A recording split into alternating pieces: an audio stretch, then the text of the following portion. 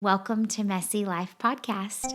You know, life is messy, but it's in our mess that we find our message. And just because your life is messy, it doesn't mean you're messed up. We want to open up our lives. We want to open up our mess. We want to open up what we've learned through really painful, dark journeys. And our hope on the other end of this podcast, on the other end of Messy Life, is that you would find courage and strength and laughter and joy in the midst of your journey, that you would know that you are not in this alone and that you are stronger than you ever thought you were. So let's get messy. Like that.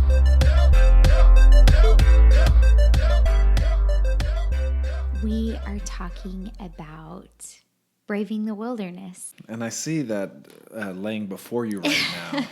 Brene Brown's Yeah. Braving the Wilderness. Can I tell you about my journey with this book? Yeah, let's hear it. All right. So I have been a huge fan of Brene Brown for many years. She's been my hero, somebody that I look up to in a very big way. Can I tell you a funny story? Yeah, I think I know the story you're about to tell. I was going to ask you to tell the story.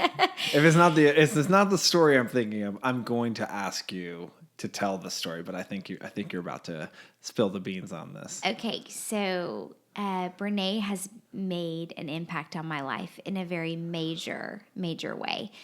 I stumbled upon Brene through the Gifts of Imperfection and met Brene at Catalyst Atlanta. She was mic testing and checking her PowerPoint on the platform. I was early to the session at Catalyst, and she nonchalantly kind of made her way to the front of the platform where she was greeting many of her fans. And a dear friend of mine who I love very dearly and knew that I was a huge fan of Brene was like, go meet her. You will. And I was like, no, I don't want to be a fangirl. And she was like, Casey, you will regret this moment for the rest of your life if you do not go meet her. So I quickly ran to the front right as she was like wrapping it up and headed backstage. And our eyes caught one another, and I was able to meet her. And do you want to know what my first words to her were? Like, literally, this is my hero. Yeah. Do you know what I said to her? What'd you say? This magical moment where I meet my hero who has changed my life. This is what I said to her. Oh my God, I'm going to pee my pants. Which is so me. Anybody who knows me knows that I would say something ridiculous like that in the midst. It's your gift of imperfection. Gift of imperfection. In the midst of meeting my hero, this is what I said to her. Not thank you for radically changing my life. Not thank you for helping me to embrace my imperfections and authenticity and vulnerability. Nope, none of that. I said to her, oh my God, I'm going to pee my pants. And do you know what she said back to me? What did she say? In true Brene Brown fashion, this is what she said. Oh my God, well, don't do that. Get over here and let's take a picture together. And we took this beautiful picture together that I cherish. But let me tell you. It's awesome. It is awesome. And you didn't have to change. I mean, that's the great thing. I didn't pee my pants, but I was on the verge, right? So let me tell you about Braving the Wilderness. I've read every one of Brene Brown's books, and I've loved all of them. I opened Brene Brown's book, Braving the Wilderness, about 1.5 years ago, and I just, I couldn't feel it. Like, it didn't hit me the way her other books hit me. But you know what? I wasn't ready for it. I wasn't ready for Braving the Wilderness. You know why? Because I was not ready for my own journey through the wilderness. Wow. So I didn't make it through the book until about 1.5 years later. I found myself in a very brutal wilderness. And I opened the pages of this book And it was like Jesus leaping off the pages to me. It was revelation. It was revelation. It was everything that I needed to hear in the exact season and the exact journey that I was walking through. Why do you think that was? Why a year and a half before did it not really grab you, but now it was, like slapping you upside the head? Gosh, I love that question. Let me tell you why. I love that question because sometimes you are not ready for a perspective shift. Oh, wow. When I read it a year and a half ago, I was not at the place where I was ready to receive the truth that lies within the pages of Braving the Wilderness.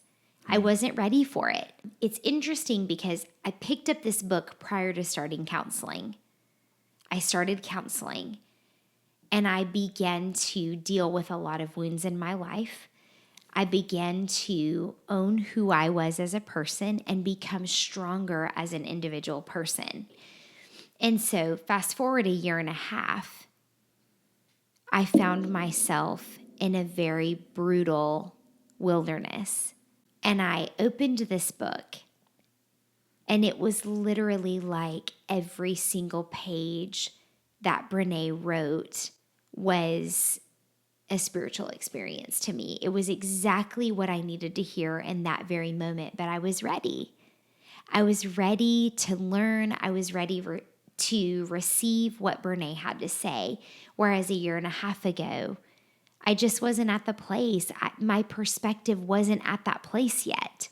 You know what I mean? Would you even say it was an awareness that it was sometimes when we haven't reached a level of being aware of what we need, that we aren't able to receive or to perceive what it is we need, but as we grow, as challenges come, as life happens, our perspective expands.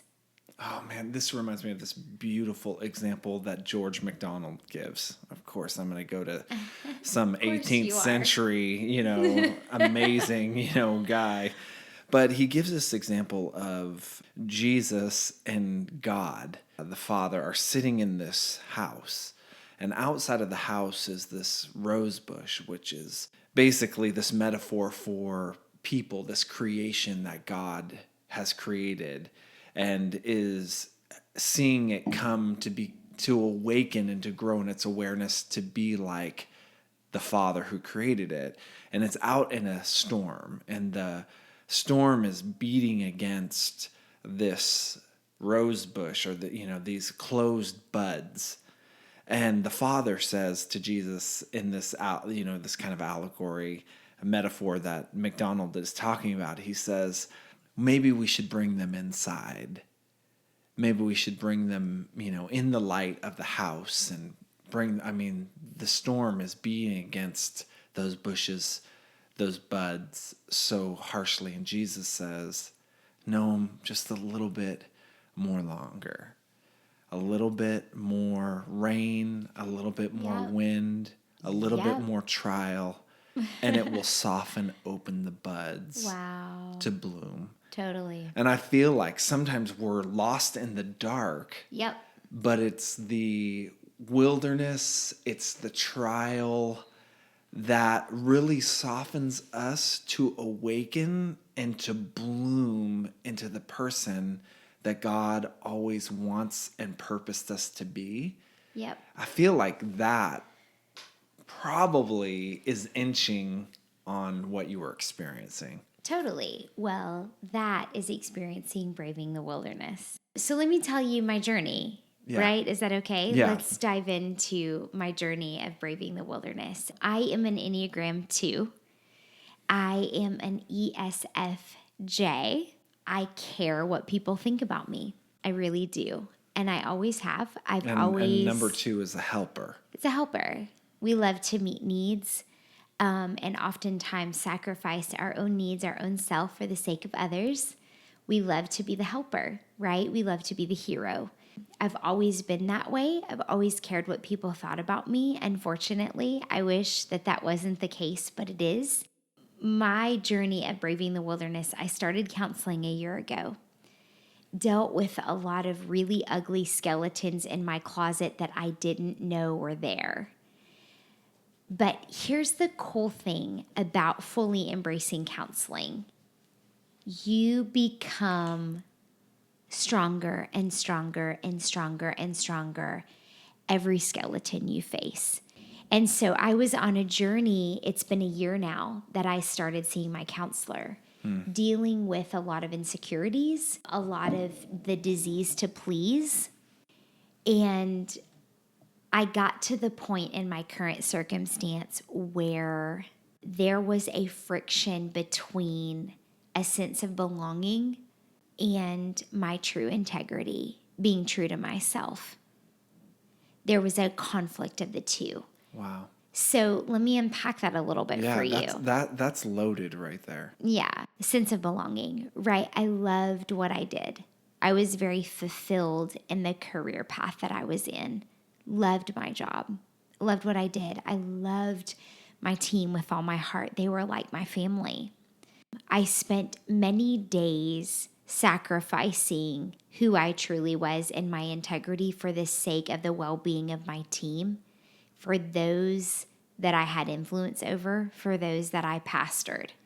Many days, many months, many years, making internal integrity sacrifices so that I could continue to give to the people that I love the most. And in my mind, I'm an Enneagram 2, but I'm also raised in a culture that you deny your flesh. You live. And when you say culture, you mean Christian culture. Yeah, of course. And we should, right? I think that's a beautiful culture. I think that's a beautiful ideology of laying down your life for the sake of others. Serving others. Putting others before yourself. 100. I think there's nothing more beautiful than putting others above yourself. But I think there's a tension in that. I think I violated that tension. Yeah, what do you mean by that? I think that I got to the point where it was an integrity issue for me. I had gotten to the point where I was living, okay, so you're on an airplane, right? And they tell you, secure your own life mask, your oxygen mask, before helping others. Jesus says it best when he says, love your neighbor as yourself. As yourself. What is he saying? He's saying if you don't love yourself, you can never really exemplify loving your neighbor. I had sacrificed loving myself on the altar of loving other people. Or maybe even to the amount that you love yourself, it will be your ability to love someone else. So if you don't love yourself very well, that is the limit of how you could love somebody else. Yeah. So here's what I was doing. Securing everybody else's oxygen mask while I was dying. Wow. Mine wasn't secured, and I was attaching everybody else's, and I was dying on the inside. And my one lifeline was my counseling appointments, where she would remind me of who I was. So you said the conflict was between belonging and your integrity. Yeah. And so with that life mask illustration, was it a matter of your integrity being violated? And when that happens, you suffocate, you don't have life? Is that what you're kind of pointing at? Let me unpack it a little bit for you. My counseling journey, my journey with Sharon, who's a big part of my life, was work. Do your work. It was a lot of work. And it was a journey of me becoming whole and complete and finding my voice and being okay with who I am and not hustling for approval, not hustling for status, not hustling for the status quo. I had done a lot of work to become a whole person and okay with me. Man, I worked really hard at it. I cried a lot of tears. I faced a lot of giants. I worked really hard at becoming happy with who I was as a person. I faced a lot of skeletons in my closet, a lot of pain, a lot of tears. And I got to a point where I felt like, no. I didn't feel like. I was faced with a situation where I felt like this person was demanding that I compromise my integrity. And I knew you face a Y in the road. On one side, I take the bait and I compromise my integrity and I do what you want me to do. And I keep my job. I keep my community. I keep the people that I love the most in my world. I keep my influence. I keep my stability. I keep all of that. But on the inside, I sacrifice what I have worked so hard to obtain. My integrity, who I really am. And I knew on the inside it was wrong. It was wrong. And I tried to find the margin. I tried to find the balance. I tried to find the tension of, I can respect you in your position, but I can also respect my boundaries and my integrity. But let me tell you what happened. You set a boundary and that person does not respect your boundary.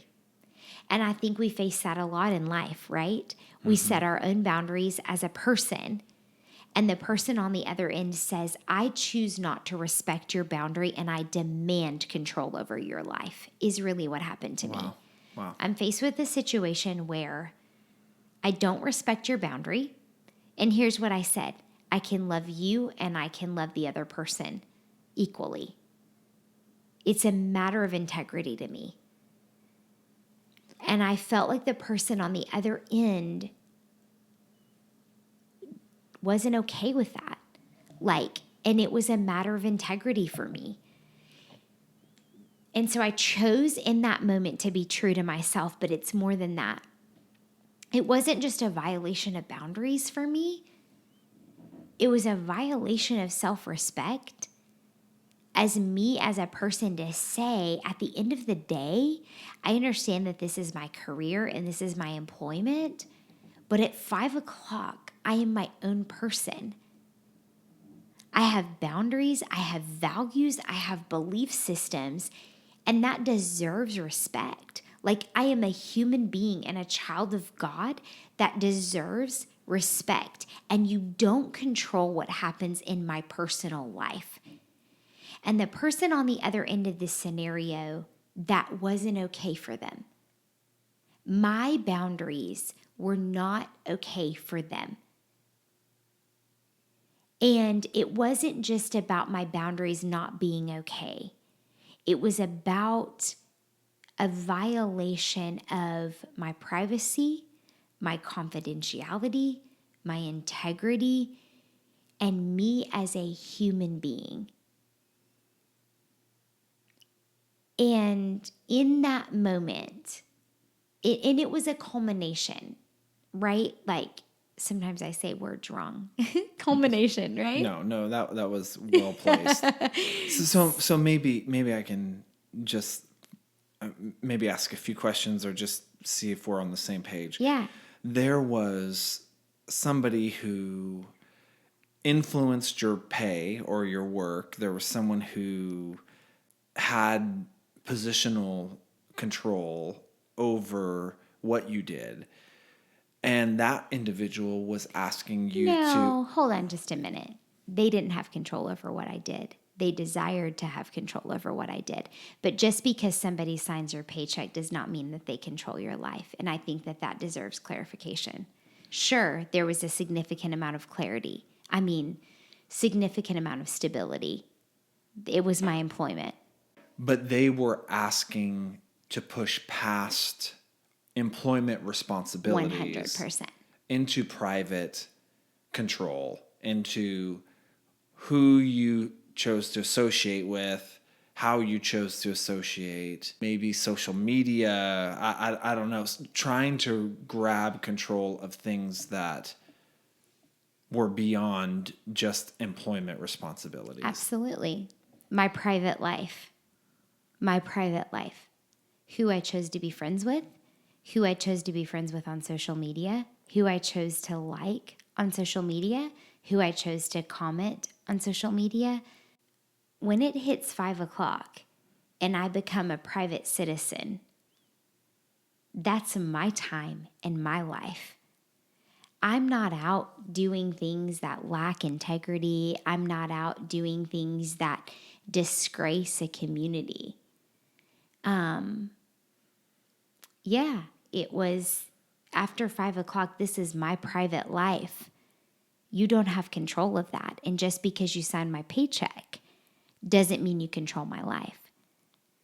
And I felt like the person on the other end of this was using the fact that they held my career and they held my influence and they held my reputation, so to speak, in their hands. They were using that as a control mechanism to influence my integrity for their personal gain. So what happened? I mean, we're kind of at this tension moment here where tension is an understatement. where you're saying, I don't feel comfortable you trying to have influence or control past my employment responsibilities. And then this person, at least what you've said there, they're not only disregarding or kind of stepping over here and there, but they're like pressing past that. Or maybe explain that a little bit more. I don't mind the influence, but I do mind the control. You can tell me your opinion on the matter as long as the day is long. I'm always open to your opinion. I'm always open to your feedback, but your control is not welcomed. Your feedback is always welcome, but not your control. Dang, that's good.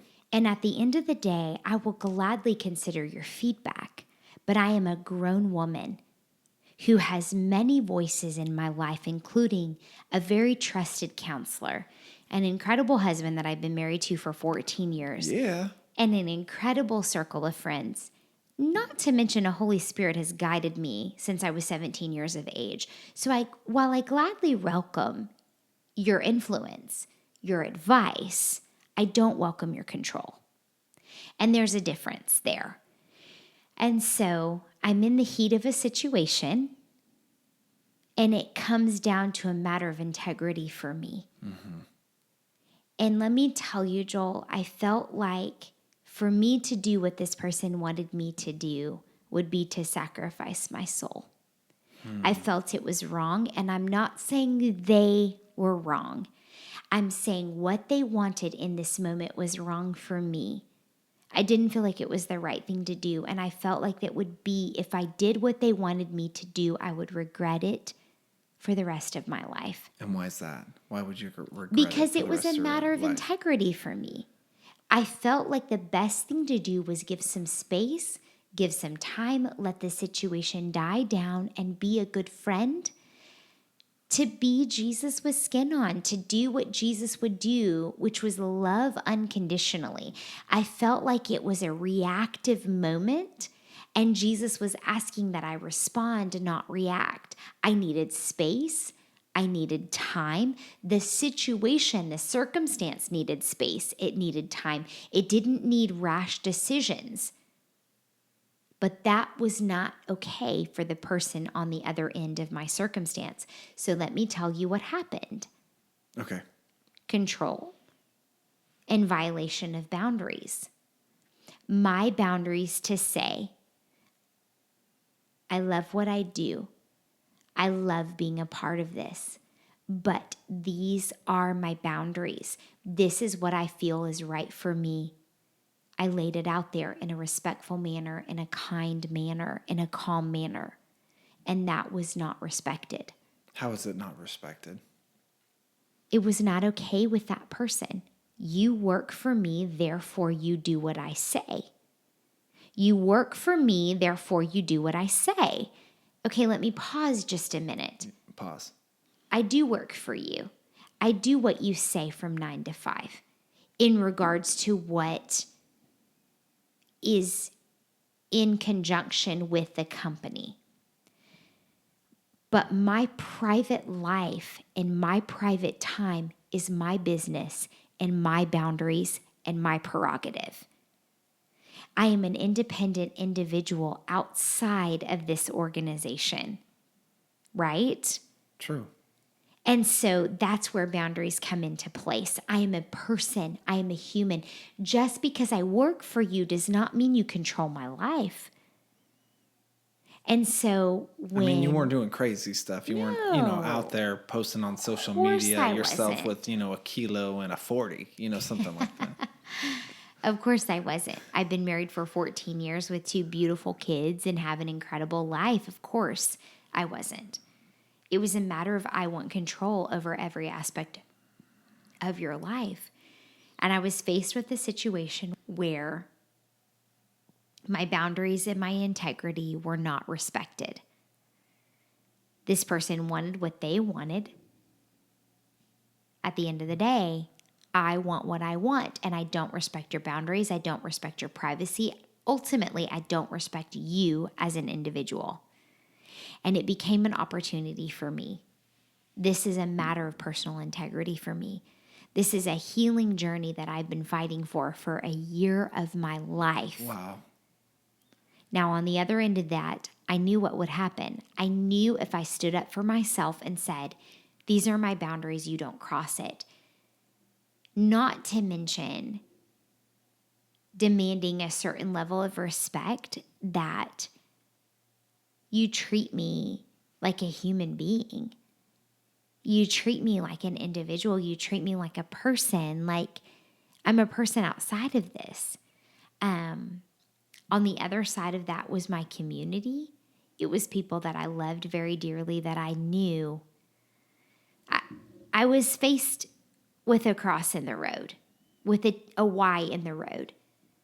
I go one direction and I let you control me and I do what you want me to do and I keep my community, I keep my position, I keep my influence, I keep my paycheck, I keep the people that I love. But I sacrifice myself, my soul, my integrity, the person that I fought a year in counseling to find. On the other end of that, I don't compromise my integrity. I don't compromise who I am. I be true to who I am, but I sacrifice my belonging. I knew if I fought for myself, this person would drag my name through the mud. I would lose my community, the people that I loved most dear in my life. My reputation would be dragged through the mud. So I faced this Y in the road. And I'll never forget sitting on the receiving end of this conversation. And mind you, this was a buildup of multiple conversations of wanting to control my life, wanting to control who I hang out with, wanting to control who I connect with on social media, wanting to control my whole life. On the other end of this, I'm sitting there and I'm thinking to myself as I'm receiving what I would consider, and again, this is my perspective, but what I would consider as verbal abuse. Countless times, countless days, being ganged up on, being bullied, being verbally attacked.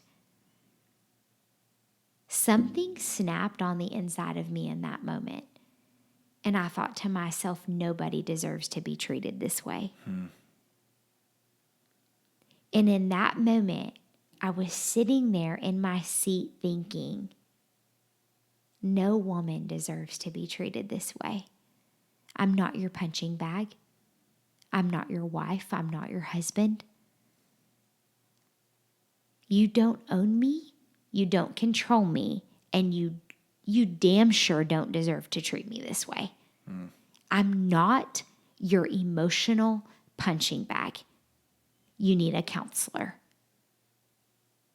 This is unacceptable. And Joel, this came after time and time and time and time again where I was emotionally attacked. And I am telling you, I'm the type of person that you can push me and you can push me and you can push me and you can push me. But when you push me too far, you better run you better run. Like, it takes a lot to get me to that point. But when I'm at that point, I'm done. And I remember sitting in this situation where I was being verbally attacked I did nothing wrong. I did nothing wrong. I had told this person I had done nothing wrong. I had plenty of evidence to prove that I had done nothing wrong, but that was not enough. And I remember thinking in this moment, this is unacceptable to treat me this way. And there was something on the inside of me that said, if you continue to let this person treat you this way, you will compromise a year's worth of work that you have done to heal yourself. And everything shifted in that moment. And I knew, Casey, you will either stand for yourself and fight for yourself, and you will lose everybody that you love. You will lose your influence, your position, your title, and the people that you love. The people that you love and you think love you, right? Wow. You think love you. And I chose myself. And I think it was the first time in my 36 years that I chose myself. Wow. And I knew in that very moment, it's not okay to treat me this way. I walked away. I drew a line in the sand and I walked away. And for me, it was a matter of it is never okay to treat me this way. I'm not your punching bag. And I stood up for myself. And in that moment, I drove home that night with my office packed up in the backseat of my car. And for the first time in 36 years, I belonged to no one but myself. Wow. And a lot of friendships dissipated overnight. The amount of people who hated me, came out against me, was hard and it hurt really bad. But I've never been more proud of myself. Because driving home that night, it was like the first time I secured my own oxygen mask for the first time. Like, I had fought for myself, and I came home that night and I looked at Reagan, our little 7-year-old daughter, and I thought, I pray that if there's one thing I ever teach this little girl, it is to stand up and fight for herself and never, ever, ever let anybody treat her the way that I have let myself be treated. I pray that I teach her self-respect. And I've never respected myself more. Yep. I've never respected myself more than the moment that I stood up to the greatest bully in my life and said, you will not treat me this way. It's unacceptable. You can take my reputation. You can take my community. You can take all the people I love, but you won't take my soul. And you damn sure won't treat me this way. And I stood up for myself. And do you know, Joel, I've not once looked back and regretted that moment ever. Wow. You know, I feel like there's probably a lot of people on the other side of this podcast who are asking themselves and saying, what was that moment? What was that spark? What turned it over in you to be able to have that courage and that bravery to just say, okay, enough is enough. I'm choosing to belong to myself before I belong to somebody else or to something else. Maybe you could, I don't know, elaborate or Just Yeah. share a little bit more on that. That's a good question.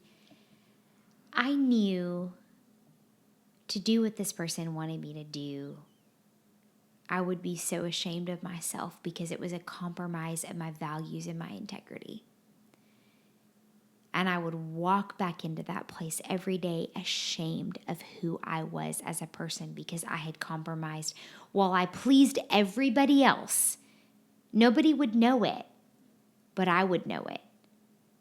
I would know I compromised my integrity. I would know I compromised my values. I would know I took the cheap way out. And, it's so interesting. In Braving the Wilderness, Brene describes belonging like this. She says, belonging is the innate human desire to be part of something larger than us. Because this yearning is so primal, we often try to acquire it by fitting in and seeking approval, which is not only a hollow substitute of true belonging, but often barriers to it. Because true belonging only happens when we present our authentic and perfect selves to the world. Our sense of belonging can never be greater than our level of self-acceptance. Wow. And in that moment, I disappointed a lot of people, but I accepted myself. Wow. I'd never been more proud of myself than in that moment. And I disappointed 75% of the people in my life. But the 25% are the people who are braving the wilderness with me. The 25% are the people who never left me. They're people who stood by my side during the darkest times of my life. And those are the 25% that I want in my life. Those are the 25% that I want to invest in my life. Those are the 25% that I want to do life with, that I will fight hell and high water for. Those are the people that I want to invest my time in, not the 75% that sing my praises and while it benefits them. But while I'm drowning, while I'm hurting, they're nowhere to be found, right? Yeah. In that moment of walking away and being true to myself, that was belonging to myself. Yeah. It's amazing. Jesus said, what does it profit a person if they gain the whole world, but they lose their soul? And whether you're out there, we have a lot of people who are Jesus followers who listen to this, but we have a lot of people who are not. But Jesus' words, I mean, he changed history. You got to take what he says at least into account, right? Of course. But I think you were hinging on what he was saying in those words. You were hinging on, you could have the whole world. You could have financial stability. You could have your community stability. You could have your influence. Just as long as you don't go outside of these controlled barriers, you can have that. But if you were to continue with the awareness of where you were, you would be losing your soul. I knew in that moment, if I did not walk away, I would lose my soul. I would lose everything that I fought hard to gain. At the end of the day, it was a matter of teaching people how to treat you and how to not treat you. Wow. That's so And good. the way that I was treated was completely and utterly unacceptable. I wasn't treated like a human being. I was treated like a child to be controlled. But I was a grown adult. And in that moment, I taught that person, you don't treat me this way. And Joel, the people that rejected me because I walked away may never fully understand the ramifications of what I did. But I pray and hope that one day they will understand that they are worthy of respect and honor, and that every boundary that you set for your private life demands to be respected. But more important than that, I pray that my daughter will never allow anybody to treat her that way. That she will always demand respect, that when she sets a boundary, those boundaries are to be honored, respected. I respected myself in that moment. And it's not okay to treat me that way. When I set a boundary for my own personal integrity, you can honor it. And if you choose not to honor it, I have the power and control to walk away. And I chose to walk away. And in walking away, I braved the wilderness. I walked away from security and comfort and community and validation.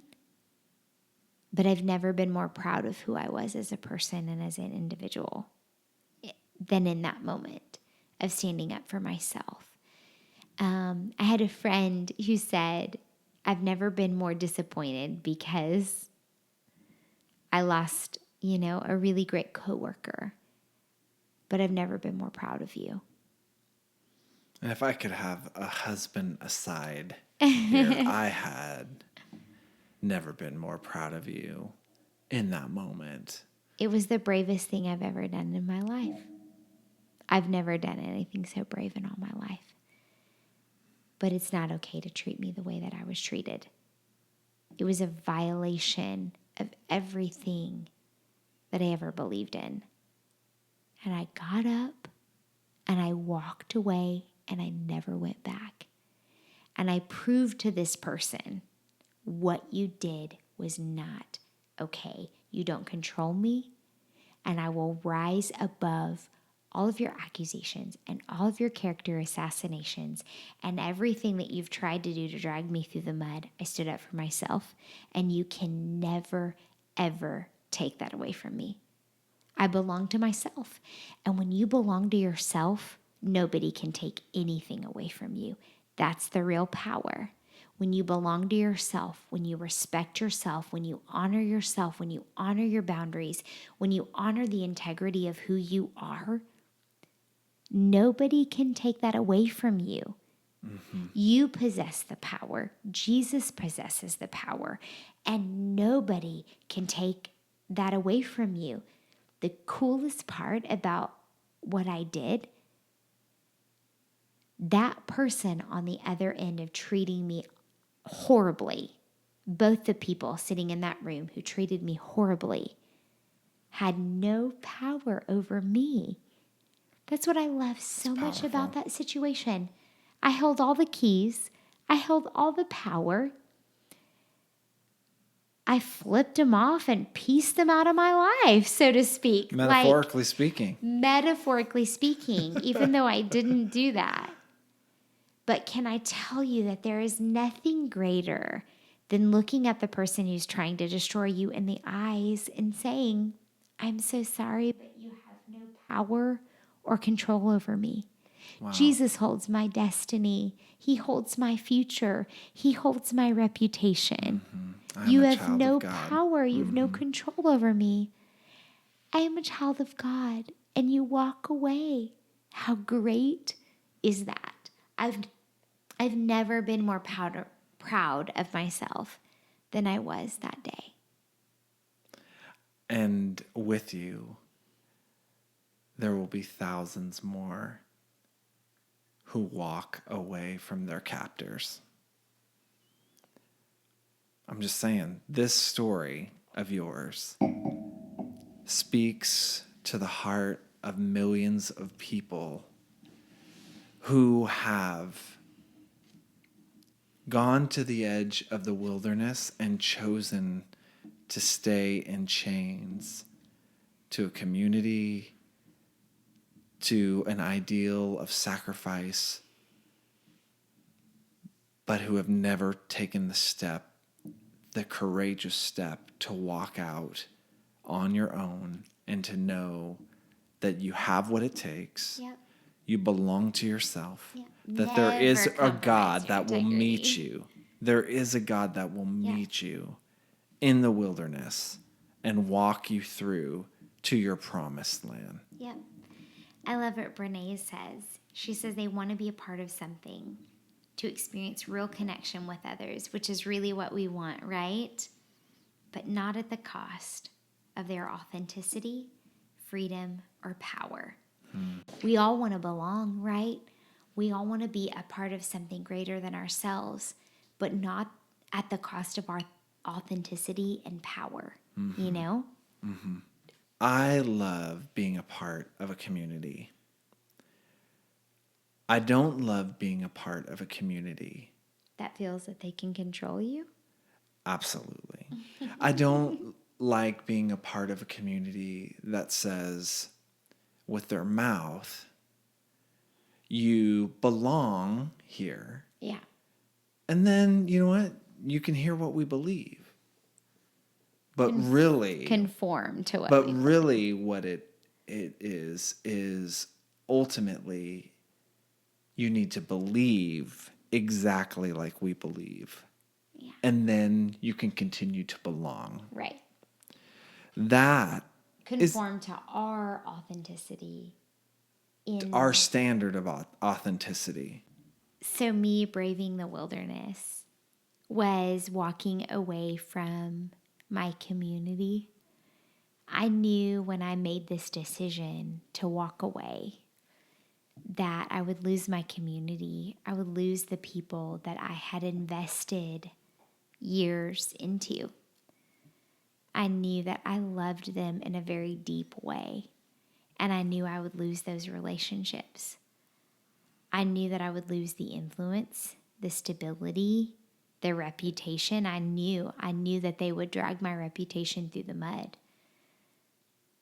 And I faced that. I mean, I literally thought of that. It was like a flash moment that went through my mind of the people that I love so dearly.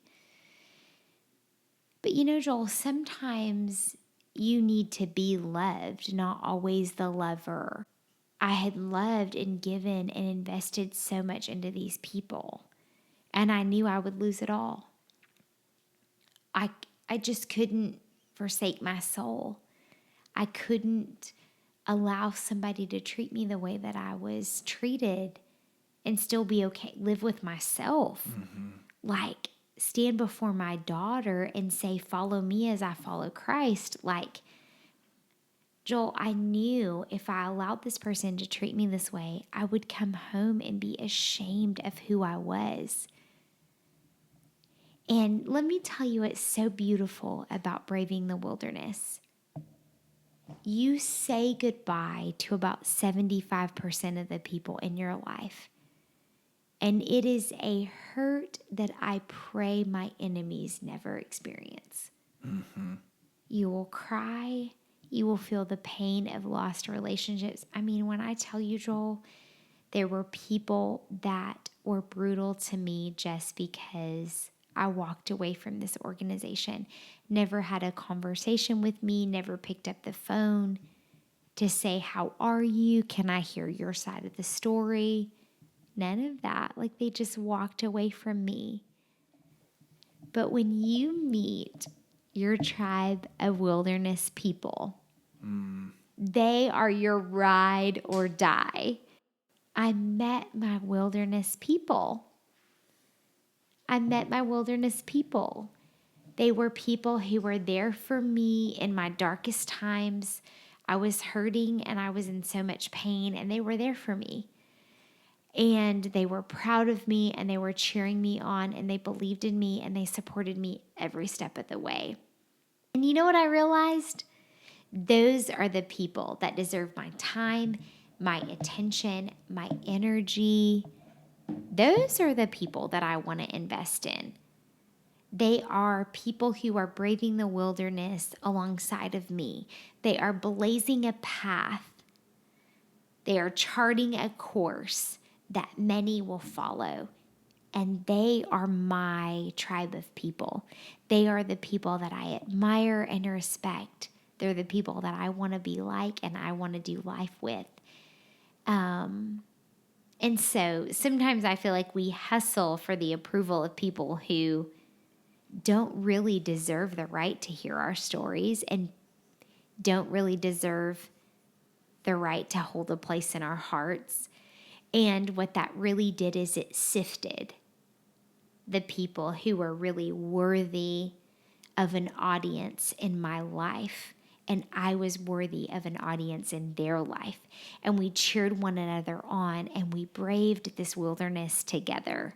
Those are the people that I want in my life. Those are the people that I want to journey the rest of my life with. Those are the people who remind me of what it's like to be brave and bold and authentic and true to who you are. Those are the people that I want to surround myself with. Yeah, and who have mutual respect. I've heard it said, if there is respect, there can be love. But if there is no respect, there's no love. It's some sort of one-sided thing. And so respect was established. Now there's a possibility for love. Yeah. And first of all, I think you loved yourself. Yes.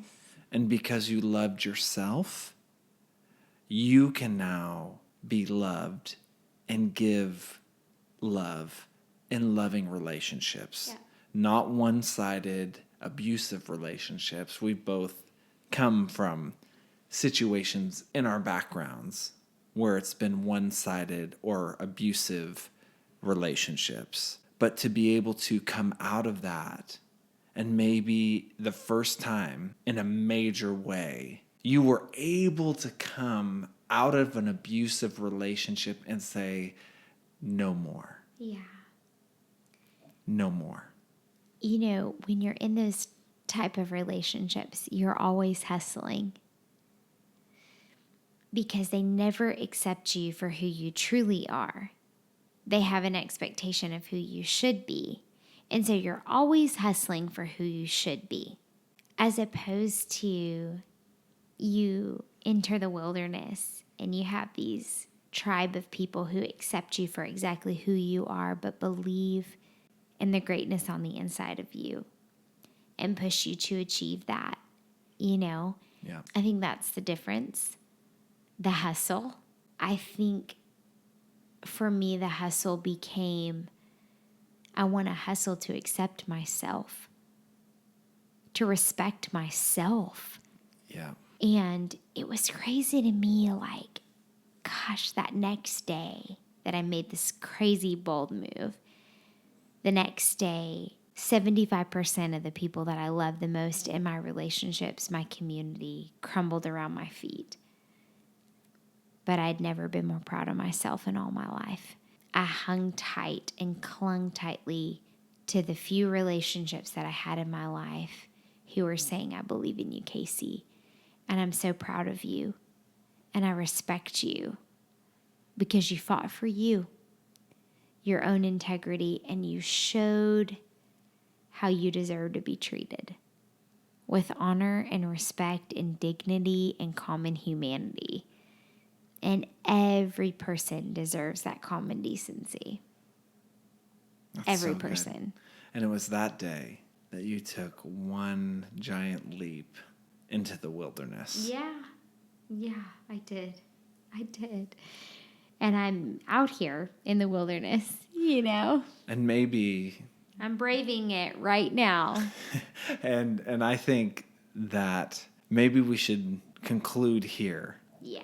And next podcast, maybe we'll talk about what your wilderness looks like, the joys and the pain, because it's a whole different type of living than, city living. Yeah. You're out in the wild. Yeah. You're out in the wilderness. It looks different than your life before, but it's freer, it's less constrained, and you're moving towards a promise.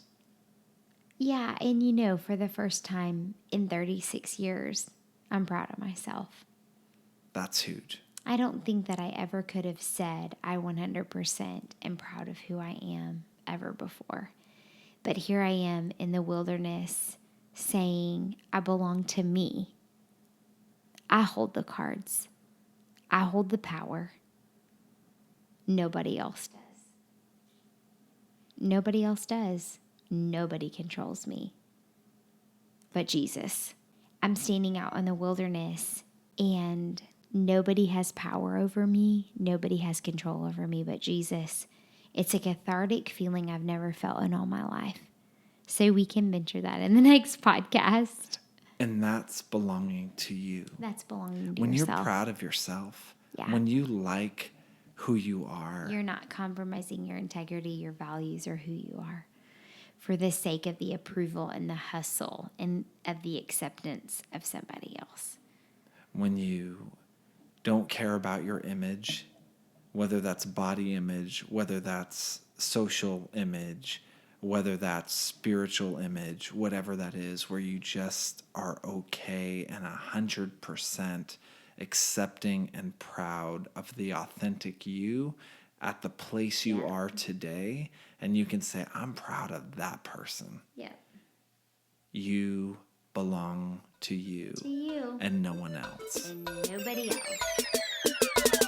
We've created this podcast because we love helping people along their journeys. Beyond the podcast, you'll find us coaching folks through their messy moments. We do this online or on site for individuals, couples, and organizational leaders. So if you'd like to talk to one or both of us, you can head over to joeljohnson.org or you can get in touch with us through social media. Also, if you like the show, head on over to iTunes, subscribe, and leave a review. And you can share it with your friends. If you'd like a copy of the show notes for today's episode, you can head over to joeljohnson.org/podcast. Thank you so much for tuning in to Messy Life Podcast.